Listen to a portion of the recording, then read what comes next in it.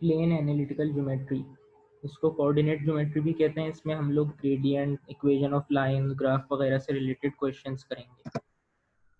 पहला क्वेश्चन, हमें एक स्ट्रेट लाइन एल दी है, इसके हमें पॉइंट्स दिए 4,2 और ओरिजिन, और दूसरी स्ट्रेट लाइन है एम जो परपेंडिकुलर है एल से, तो हमें एम की इक्वेशन निकालनी है।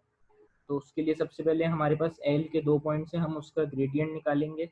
अब एम जो है परपेंडिकुलर है, तो जो लाइन परपेंडिकुलर होती है, जो दो लाइनें आपस में परपेंडिकुलर होती हैं, उनका ग्रेडियंट जो है एक दूसरे का नेगेटिव रेसिप्रोकल होता है।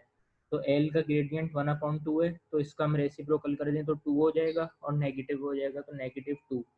एम का ग्रेडियंट हमारे पास -2 है, और एम का हमारे पास एक पॉइंट भी है 1,2। तो ये वाला जो फॉर्मेट है स्ट्रेट लाइन की इक्वेशन का, y minus Y one is equals to M into X minus X one. y1 और x1 की जगह जो हमें पॉइंट दिए हुए है वो हम लोग डालेंगे, और m की जगह ग्रेडियंट डालेंगे।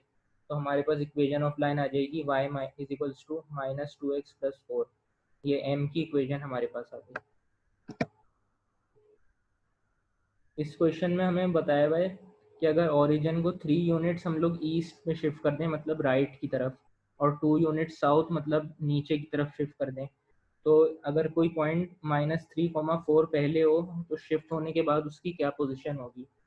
तो अगर कोई पॉइंट -3 है एक्स कोऑर्डिनेट, इसका मतलब वो 0 से 3 यूनिट्स दूर है।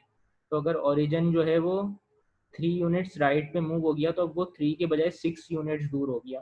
तो एक्स कोऑर्डिनेट जो है वो -6 हो जाएगा, और अगर वाई कोऑर्डिनेट पहले 4 था तो वो 4 यूनिट दूर था, लेकिन अब ओरिजिन जो है 2 यूनिट नीचे चला गया, तो अब वो 6 यूनिट दूर हो गया वाई कोऑर्डिनेट, तो वाई कोऑर्डिनेट भी 4 से 6 हो जाएगा। तो -6,6 ये हमारा आंसर होगा। ये क्वाड्रिलेटरल के 4 पॉइंट्स दिए हुए हैं, इनको मिला के क्वाड्रिलेटरल बन रहा है, उसका हमें पेरीमीटर बताना है। तो अगर हम इन पॉइंट्स को देखें, तो ये जो 2 पॉइंट्स हैं इनका एक्स कोऑर्डिनेट सेम है, वाई कोऑर्डिनेट में डिफरेंस है। तो हम इनका रफली एक ग्राफ पे एक रफ सा स्केच बना लेंगे ताकि हमें आइडिया हो जाए। तो 3 और -5 वाई कोऑर्डिनेट अलग है, एक्स कोऑर्डिनेट सेम है, तो इनका डिस्टेंस हम आसानी से निकाल सकते हैं, बस वाई कोऑर्डिनेट का डिफरेंस निकाल लें। तो इसका जो डिस्टेंस है वो 8 है। अब जैसे ये 2 पॉइंट्स हैं, इनका जो वाई कोऑर्डिनेट है वो सेम है, इसका वाई कोऑर्डिनेट 3 है और इसका भी 3 है। तो इस इन दोनों के डिस्टेंस के लिए हम लोग सिर्फ एक्स कोऑर्डिनेट का डिस्टेंस निकाल लेंगे, तो ये भी 8 होगा। तो इसका और इसका डिस्टेंस हमारे पास 8 आ गया। ये जो तीसरा है इसका भी इसी तरह निकालेंगे, एक्स कोऑर्डिनेट सेम है और वाई कोऑर्डिनेट में सिर्फ डिफरेंस है, तो इसका जो डिफरेंस है वो हमारे पास 4 आ जाएगा। तो इसका 4, इसका 8, इसका 8, ये जो है हमारे पास 20 का डिफरेंस आ गया। अब ये वाला और ये वाला जो पॉइंट है, इसके लिए हमें डिस्टेंस का फॉर्मूला लगाना पड़ेगा, 5, -5 और -3, -1। इसके लिए हम लोग डिस्टेंस का ये फॉर्मूला यूज़ करेंगे, हमारे पास स्क्वायर रूट 80 आंसर आ जाएगा। अब हम ऑप्शंस में देखेंगे कि एक आंसर इस तरह दिया हुआ है 20 + 4 स्क्वायर रूट 5, तो हम देखेंगे कि 20 तो हमारे पास आंसर आ गया है, तो ये वाला हो सकता है आंसर। तो 80 को हम लोग 5 से डिवाइड करके देखेंगे, तो 80 डिवाइड बाई 5 16 होता है, तो 16 मल्टीप्लाई बाई 5 इस तरह भी लिख सकते हैं। तो 16 का हम लोग स्क्वायर रूट ले लेंगे, वो 4 आ जाएगा, 4 मल्टीप्लाई बाई स्क्वायर रूट 5, तो यही हमारा आंसर आएगा option D. Which of the following function is plotted in the graph below. अब ये जो ग्राफ बना हुआ है, ये हमें पता है कि इसका ग्रेडियंट नेगेटिव है क्योंकि ये डाउनवर्ड स्लोपिंग है, और ये जो एक स्ट्रेट लाइन है, कर्व नहीं है, तो हम स्क्वायर वाले ऑप्शंस को एलिमिनेट कर देंगे क्योंकि वो कर्व्स हैं, और जो पॉजिटिव ग्रेडियंट वाला ऑप्शन है वो भी हट जाएगा, तो एक ऑप्शन बचा ए, यही हमारा आंसर है। इसमें हमें एक इक्वेशन दी हुई है, पूछा हुआ है कि जहाँ पे कर्व कोऑर्डिनेट एक्सिस से मीट हो रहा है उसके पॉइंट्स बताने हैं, मतलब एक्स इंटरसेप्ट्स और वाई इंटरसेप्ट्स। तो एक्स इंटरसेप्ट के लिए वाई 0 होता है, तो हम इस इक्वेशन में y को 0 कर देंगे और इसको सॉल्व करेंगे, तो +-3 हमारे पास आंसर आएगा। ये दो कोऑर्डिनेट्स एक्स इंटरसेप्ट के हैं, और y इंटरसेप्ट के लिए हम लोग x को 0 कर देंगे, तो y तो इक्वेशन ये बन जाएगी और दो आंसर आएंगे +-3। तो ये दो x इंटरसेप्ट हैं, ये दो y इंटरसेप्ट हैं, तो हमारा आंसर सी है। ये हमें लाइन की इक्वेशन दी हुई है, इस पॉइंट से पास हो रही है, तो हमें m की वैल्यू निकालनी है। तो हमें पता है कि लाइन के ऊपर पॉइंट होता है उसको हम इक्वेशन में डाल दें तो इक्वेशन सेटिस्फाई होनी चाहिए। तो हम x की जगह m डाल देंगे और y की जगह 5m डाल देंगे, ये इक्वेशन बन जाएगी। उसे सिंप्लीफाई करेंगे 5m² माइनस m, m हम लोग कॉमन ले लेंगे, m तो m के दो आंसर आ जाएंगे 0 और 0.2। हमें बताया हुआ है m is a positive constant, तो वो 0 हो नहीं सकता, 0.2 आंसर होगा, तो ऑप्शन डी हमारा आंसर है।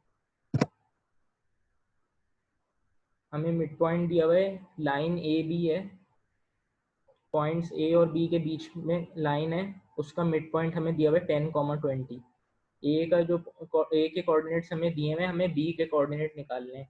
तो हमें पता है ए और बी के बीच में है ये, तो हमें मिड पॉइंट का फॉर्मूला पता है, ये होता है दोनों एक्स कोऑर्डिनेट को ऐड करके डिवाइड बाई 2 और वाई कोऑर्डिनेट को भी। तो हमारे पास इस हम फॉर्मूले में अननोन रख देंगे एक्स कोऑर्डिनेट और वाई कोऑर्डिनेट को, और इसे इक्वल कर देंगे मिड पॉइंट के। तो हमें ए का तो कोऑर्डिनेट्स पता है, जब हम इसको सॉल्व करेंगे तो हमारे पास 14 आ जाएगा एक्स कोऑर्डिनेट और 28 वाई कोऑर्डिनेट पॉइंट बी का, तो हमारा आंसर बी होगा। स्लोप हमें दी है 6/5 एक लाइन की, और वो 5,5 से पास हो रही है, और हमसे पूछा हुआ है कि इसमें कौन सा पॉइंट है जो लाइन पर नहीं है। तो हम सिंपल ये करेंगे कि हम लोग इसमें से हर पॉइंट का ग्रेडियंट निकाल लेंगे 5,5 से, अगर सेम आएगा 6/5 तो वो उस लाइन पर है, वरना नहीं है। तो हम लोग देखेंगे पहले पॉइंट का हम लोग ग्रेडियंट निकालेंगे 11-5/10-5, तो 6/5 ये लाइन पर है, तो ये आंसर नहीं है। जब हम आएंगे दूसरे ऑप्शन पर, तो हम दूसरे ऑप्शन में देखेंगे कि 15-5 10 और 17-5 12, 10/12 पे 5/6 हो गया आंसर। तो ये जो है ग्रेडियंट नहीं है, ये पॉइंट लाई नहीं करता लाइन पे, तो आंसर हमारा बी है। What is the length of the line segment? बस इसमें सिंपल डिस्टेंस फार्मूला लगाना है, दो पॉइंट्स हैं इनके बीच में हमें डिस्टेंस निकालना है। तो इसमें हम लोग डिस्टेंस फार्मूला यूज़ करेंगे और सिंपल √100 आएगा, 10 आंसर आ जाएगा। एक हमें इक्वेशन दी है और हमें बताना है कि इसमें से कौन सी जो है वो पैरेलल हैं इस इक्वेशन के। तो सबसे पहले x इक्वल्स टू 2y+3 को हम लोग y is equals to mx+c के फॉर्म में ले आएंगे।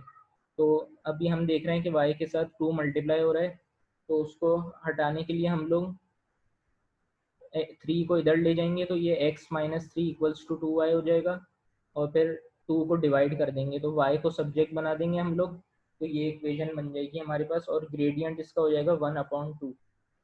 तो हम देखेंगे कि जो ऑप्शन ए और बी है उसमें ग्रेडियंट 2 है, तो ये दोनों नहीं हो सकते। और ऑप्शन सी जो है उसमें हम 2 को अगर इधर ले आएँ तो ग्रेडियंट 1/2 बन रहा है, तो सी जो है वो हमारा आंसर है, क्योंकि उसका ग्रेडियंट सेम है। इक्वेशन हमें निकालनी है स्ट्रेट लाइन की, उसका एक्स इंटरसेप्ट दिया हुआ है और वाई इंटरसेप्ट दिया हुआ है।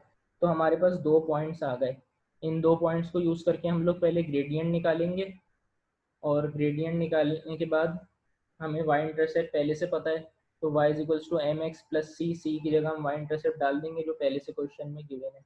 तो ये हमारे पास इक्वेशन बन जाएगी, इसका हम एलसीएम लेके फ्रैक्शन ख़त्म कर देंगे, तो इस फॉर्म में हमारे पास इक्वेशन आ जाएगी। तो हम देख लेंगे आंसर से कौन सी मैच हो रही है, बी से हमारी इक्वेशन मैच हो रही है, बी हमारा आंसर है। Which point doesn't lie in the interior of the triangle? तो ये ट्राइंगल की 3 वर्टिसेस दिए हैं, तो ये ट्राइंगल जो है इसमें अगर हम देखें तो ये जो दो पॉइंट हैं -10,0 और 10,0, ये एक दूसरे के रिफ्लेक्शन है। ये भी एक्स वाई एक्सिस से 10 यूनिट्स दूर है और ये भी वाई एक्सिस से 10 यूनिट्स दूर है। तो अगर हम लोग आंसर में देखें तो पहले जो दो आंसर हैं ए और बी, इन दोनों का वाई कोऑर्डिनेट सेम है 4। अगर ये 10 है वाई कोऑर्डिनेट, तो 4 इनका यहाँ पे होगा आसपास, और 5 और -5 जो है इक्वल है दोनों तरफ। तो या तो ये दोनों पॉइंट्स ट्राइंगल के बाहर होंगे या दोनों अंदर होंगे। अब हम ये देखेंगे कि पूछा हुआ है कौन सा पॉइंट इंटीरियर के अंदर नहीं है, तो ऐसा तो हो नहीं सकता कि दोनों पॉइंट्स ट्राइंगल के अंदर ना हो, तो ये दोनों पॉइंट्स अंदर ही होंगे। तो हम इन दोनों को एलिमिनेट कर देंगे, और सी को हम देखेंगे कि 0,10 तक है ट्राइंगल, तो 0,4 जो है वो तो ट्राइंगल के अंदर ही होगा, तो डी हमारे पास बचा, वो आंसर है। या तो हम इस तरह भी कर सकते हैं कि हम ये 10,0 और 0,10 इन दोनों पॉइंट से हम लोग इनके बीच में जो लाइन है उसकी इक्वेशन निकाल लें। उसकी अगर हम लोग उसका हम ग्रेडियंट निकालें, उससे इक्वेशन निकालें, और फिर उसमें हम लोग ये वाला पॉइंट डाल के देख लें 5,4 जो कि इस तरफ है। तो अगर हम y और x की जगह इस इक्वेशन में 5 और 4 डालेंगे, वो 10 से कम आएगा, जिसका मतलब है कि ये पॉइंट ट्राइंगल के अंदर लाई करता है।